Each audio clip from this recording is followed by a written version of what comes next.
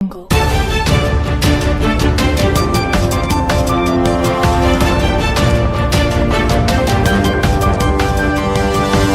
Audio jungle.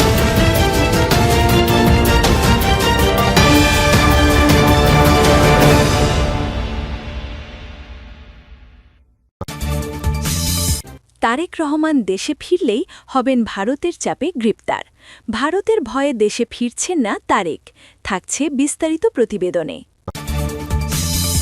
বাংলাদেশের রাজনীতি সবসময় অভ্যন্তরীণ টানাপোড়েন, আন্তর্জাতিক স্বার্থবিন্যাস, কূটনৈতিক বার্তা এবং ক্ষমতার অদৃশ্য দর কষাকষির এক জটিল মিশেল। এই রাজনৈতিক ভূগোলের কেন্দ্রে দীর্ঘদিন ধরে একটি নাম ঘুরপাক খায়, তারেক রহমান। দেশে না থাকা সত্ত্বেও বাংলাদেশের রাজনীতিতে অন্যতম আলোচিত নেতাদের একজন তিনি। সাম্প্রতিক সময়ে সামাজিক যোগাযোগ মাধ্যম, কূটনৈতিক মহল এবং রাজনৈতিক পরিমণ্ডলে তারেক রহমানকে ঘিরে নতুন কিছু তত্ত্ব, ব্যাখ্যা, বিশ্লেষণ ও প্রশ্ন আবারও সামনে এসেছে। এই প্রশ্নগুলোর কেন্দ্রবিন্দু একটাই: তারেক রহমান দেশে ফিরবেন কি ফিরবেন না এবং কেন ফিরছেন না। বিভিন্ন পর্যবেক্ষক, বিশ্লেষক, মিডিয়া বিশেষজ্ঞ এবং কূটনৈতিক মহলের আলোচনায় উঠে এসেছে ভারত, তুরস্ক, বাংলাদেশি সামরিক কাঠামো, অভ্যন্তরীণ ক্ষমতা সংগ্রাম, দলে নেতৃত্বের রদবদল এবং ভবিষ্যৎ নির্বাচনকে ঘিরে বহুমাত্রিক ব্যাখ্যা। যদিও সব তত্ত্বই নিশ্চিত তথ্য নয়, তবে এগুলো বাংলাদেশের রাজনৈতিক বাস্তবতা ও আঞ্চলিক ভূরাজনীতির বিশ্লেষণে গুরুত্বপূর্ণ উপাদান হিসেবে বিবেচিত হচ্ছে। বাংলাদেশের রাজনৈতিক বৃত্তে তারেক রহমানের অনুপস্থিতির তাৎপর্য। তারেক রহমান দীর্ঘ সময় ধরে দেশের বাইরে অবস্থান করছেন। তার অনুপস্থিতি বিএনপির রাজনৈতিক অবস্থান, কৌশল, প্রচারণা এবং নেতৃত্ব কাঠামোর ওপর সরাসরি প্রভাব ফেলেছে। রাজনৈতিক বিশ্লেষকরা সাধারণত তিনটি বিষয়ে আলোকপাত করেন। দেশে ফিরলে তার বিরুদ্ধে বিদ্যমান মামলাগুলো সক্রিয় হতে পারে, রাজনৈতিক অস্থিরতা তৈরি হওয়ার আশঙ্কা, আন্তর্জাতিক শক্তিগুলোর বাংলাদেশে নিজস্ব স্বার্থ রয়েছে। এই তিনটি মাত্রার সমন্বয়ে তারেক রহমানকে ঘিরে বিভিন্ন তত্ত্ব তৈরি হওয়া স্বাভাবিক। ভারতের অবস্থান, মধ্যস্থতা, আস্থা সংকট এবং রাজনৈতিক ভারসাম্য। বাংলাদেশের রাজনীতিতে ভারত একটি গুরুত্বপূর্ণ অংশীদার, এ কথা নতুন কিছু নয়। সাম্প্রতিক আলোচনায় যে নতুন দাবি উঠে এসেছে তা হল ভারত নাকি তারেক রহমানকে দেশে না ফেরার নিশ্চয়তা দিয়ে বাংলাদেশ ত্যাগে মধ্যস্থতা করেছিল, এমন ব্যাখ্যা রাজনৈতিক পরিমণ্ডলে অনেক দিন ধরেই ঘুরছে। এটি সত্য কি মিথ্যা তার বিচার নয়, বরং কেন এমন ধারণা জন্মায় সেটাই আলোচনার বিষয়। রাজনৈতিক বিশ্লেষকদের মতে বাংলাদেশের রাজনীতিতে ভারত দীর্ঘদিন ধরেই স্থিতিশীল, পূর্বানুমানযোগ্য ও নীতিগতভাবে সহযোগী নেতৃত্বকে প্রাধান্য দেয়। তাই যে কোনো অস্থিরতা সৃষ্টিকারী পদক্ষেপ বা ব্যক্তি নিয়ে ভারত দ্বিধায় থাকে।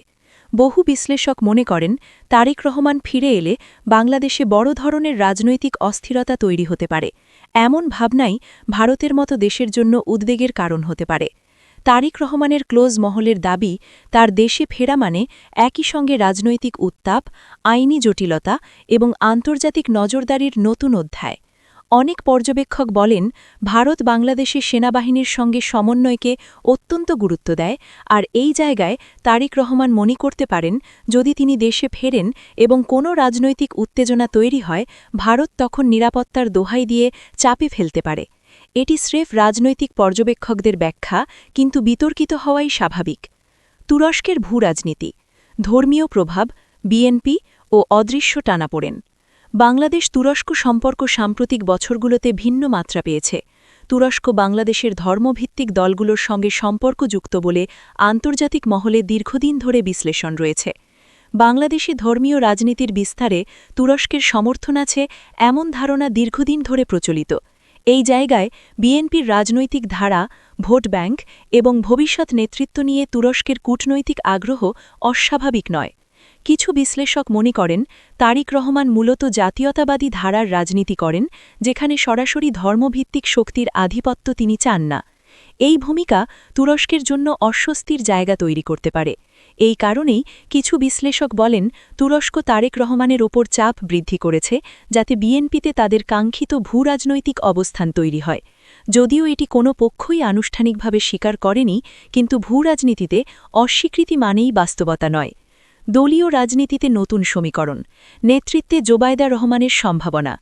তারেক রহমান দেশে না ফেরায় বিএনপির নেতৃত্ব কাঠামোতে রদবদলের প্রশ্ন দীর্ঘদিন ধরে উঠছে। রাজনৈতিক মহলে একটি বিশ্লেষণ প্রবলভাবে আলোচিত। জোবায়দা রহমানকে সামনে আনা হচ্ছে দলের ভবিষ্যৎ নেতা হিসেবে। কেন? ১. তিনি পরিচ্ছন্ন ইমেজের। ২. সামরিক ও প্রশাসনিক বৃত্তে তার গ্রহণযোগ্যতা আছে। ৩. নারী নেতৃত্ব বাংলাদেশে ইতিবাচক সাড়া পায়। ৪. আন্তর্জাতিক মহলে তার গ্রহণযোগ্যতা বেশি। ৫. দল পুনর্গঠনে তার দক্ষতাকে অনেকে সম্ভাবনাময় মনে করেন। বিএনপির অনেক নেতাই মনে করেন তারেক রহমান সরাসরি রাজনীতিতে ফিরতে না পারলে দলের নেতৃত্ব ব্যবস্থাকে পুনরায় সাজাতে হবে, আর সেই জায়গায় জোবায়দার উত্থান সময়ের দাবি। দেশে না ফেরা তারেক রহমানের কৌশল নাকি ভীতি? রাজনৈতিক বিশ্লেষণে দুটি ব্যাখ্যা পাওয়া যায়। ১. দেশে না ফেরার কৌশলগত কারণ। রাজনৈতিক উত্তাপে বিষয়গুলো আরও জটিল হতে পারে। আন্তর্জাতিক সমর্থন ধরে রাখা সহজ, বিদেশ থেকে প্রচারণা চালানোর ঝুঁকিমুক্ত, দলে নেতৃত্ব ধরে রাখা সহজ। ২. দেশে ফেরার ঝুঁকির কারণ। সক্রিয় মামলা, সম্ভাব্য গ্রেপ্তার, যে কোনো উত্তেজনা সৃষ্টি হলে আন্তর্জাতিক চাপ, সেনা নিরাপত্তা ব্যবস্থা নিয়ে সন্দেহ, দলের অভ্যন্তরীণ বাঙ্ঘন। এই দুই ব্যাখ্যার মধ্যেই তারেক রহমানের সিদ্ধান্তকে বিশ্লেষণ করা হয়। তার ক্লোজরা সাধারণত বলেন, দেশে ফেরার সিদ্ধান্ত তিনি নেবেন তখনই যখন নিরাপদ ও অনুকূল পরিবেশ নিশ্চিত হবে। মৃত্যু হুমকির তত্ত্ব, মিডিয়ার বর্ণনায় যে উত্তাপ। সামাজিক যোগাযোগ মাধ্যমে প্রায়ই দাবি ওঠে তারেক রহমান বাংলাদেশে ফিরলে তার জীবন ঝুঁকিতে পড়তে পারে। এ ধরনের দাবি নিশ্চিত তথ্য নয়, বরং রাজনৈতিক বাস্তবতা, আঞ্চলিক সংঘাত, অভ্যন্তরীণ প্রতিপক্ষিতা এবং আন্তর্জাতিক স্বার্থবিন্যাস থেকে জন্ম নেওয়া সম্ভাব্য বিশ্লেষণ। একজন সাংবাদিকের বক্তব্য, যা বিভিন্ন মাধ্যমে আলোচিত হয়েছে, সবটাই রাজনৈতিক প্রেক্ষাপটের ব্যাখ্যা। এই বিশ্লেষণগুলোর মূল বক্তব্য, বাংলাদেশে ফিরে রাজনীতিতে সক্রিয় হলে তারেক রহমান বহু পক্ষের স্বার্থের সঙ্গে সাংঘর্ষিক হতে পারেন। আঞ্চলিক শক্তিগুলোর প্রতিযোগিতায় তিনি ঝুঁকিপূর্ণ রাজনৈতিক চরিত্র হিসেবে বিবেচিত হতে পারেন। নেতৃত্ব টিকিয়ে রাখা কঠিন হয়ে যেতে পারে। নতুন রাজনৈতিক বাস্তবতা, তারেক রহমান কি দেশে ফিরবেন? এই প্রশ্নের উত্তর বিশ্লেষণের দৃষ্টিতে তিনভাবে আসে। ১. ফিরে আসার সম্ভাবনা। তিনি দেশে ফিরবেন তখনই যখন নির্বাচনে জয়ের বাস্তব সম্ভাবনা থাকবে, আইনি ঝুঁকি থাকবে না, আন্তর্জাতিক সমর্থন স্পষ্ট থাকবে, সামরিক প্রশাসনিক নিরাপত্তা নিশ্চিত হবে। ২. না ফেরার পরিস্থিতি। যদি দলের রাজনৈতিক শক্তি দুর্বল হয়, আন্তর্জাতিক চাপ থাকে, আইনি পরিস্থিতি অপরিবর্তিত থাকে, অভ্যন্তরীণ নেতৃত্ব সংকট দেখা দেয়, তাহলে তিনি বিদেশেই থেকে যাবেন। ৩. পরিবারভিত্তিক নেতৃত্বের উদয়। যদি তিনি স্থায়ী